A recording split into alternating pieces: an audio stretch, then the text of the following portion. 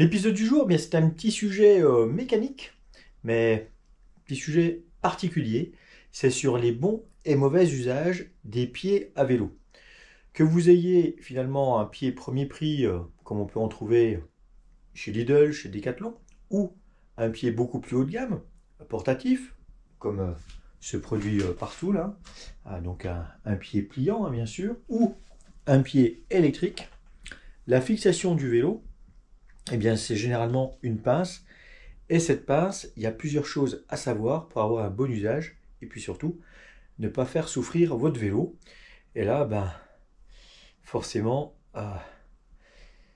ce qui malheureusement m'a donné l'idée de faire ce sujet, c'est que j'ai récupéré un vélo que j'avais prêté dans le cadre d'un sponsoring l'année passée. Et ce vélo est malheureusement endommagé au niveau du tube supérieur parce que forcément, il y a eu un usage d'une pince à cet endroit qui était vraiment pas du tout adapté. Donc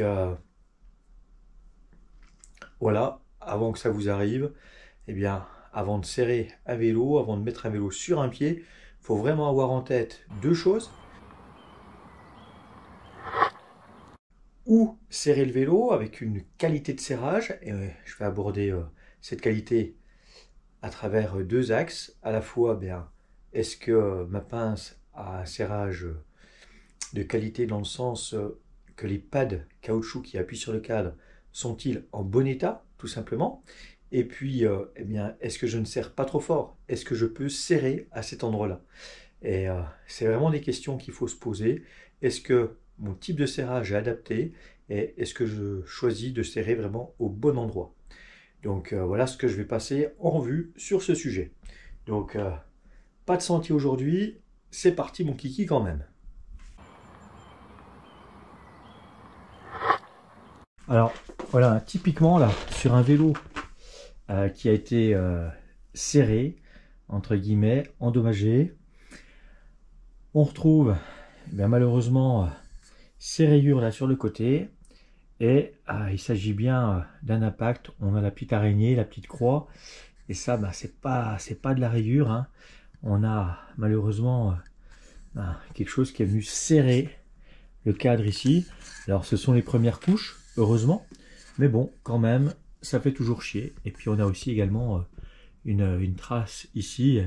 Et ça correspond bien à la largeur d'une mâchoire type Decathlon ou Lidl.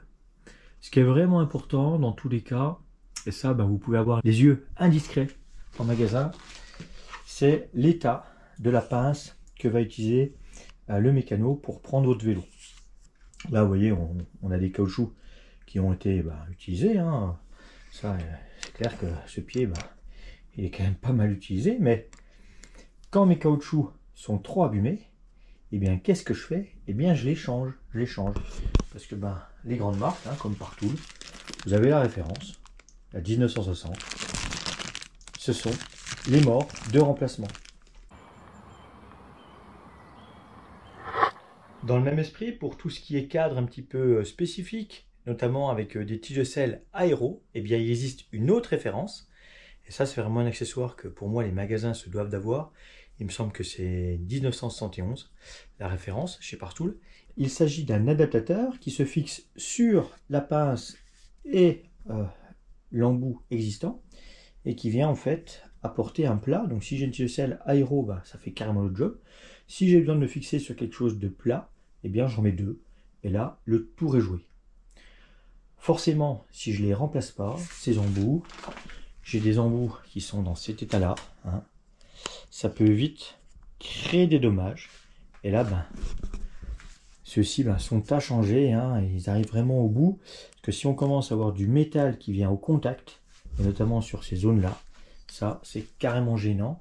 Et puis ensuite, une fois qu'on fait abstraction des embouts, au niveau du serrage, on a un réglage au millimètre. Et puis surtout, au moment où on va serrer, on va venir pincer, si on voit que ça force, il ne faut pas forcer. Même sur un tube de sel, on a du tube de sel en carbone, c'est pas parce que c'est le tube de sel qu'on peut forcer. Et si on n'a pas le choix que de se fixer sur le cadre, pour moi c'est vraiment à éviter, mais on peut très bien avoir un vélo où justement on a démonté la tige de sel puisque c'est un vélo en DI2, on a une batterie qui est à l'intérieur du cadre, la tige de sel est démontée, donc il faut bien qu'on se fixe quelque part. Donc là, typiquement, avec ce genre d'embout, à plat en dessous, où voilà, il y a moyen de mettre le vélo en sécurité, ou à un moment donné, il faut savoir ne pas le mettre sur le pied, mais plutôt utiliser un pied directement dans la roue, et là on pourra démonter la tige de sel. Et sinon, dans les autres cas, on viendra toujours se fixer au niveau du tube de sel, c'est ce qu'il y a vraiment de plus sécure pour le cadre.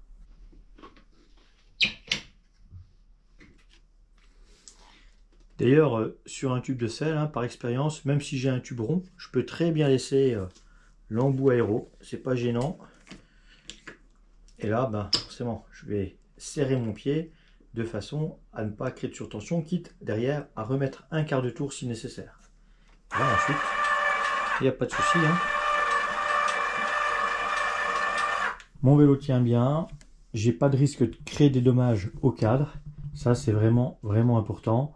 Donc des embouts de qualité, une force de serrage adaptée, et puis une zone sur le cadre où on vient se fixer, on ne risque pas de créer de dommages irrémédiables.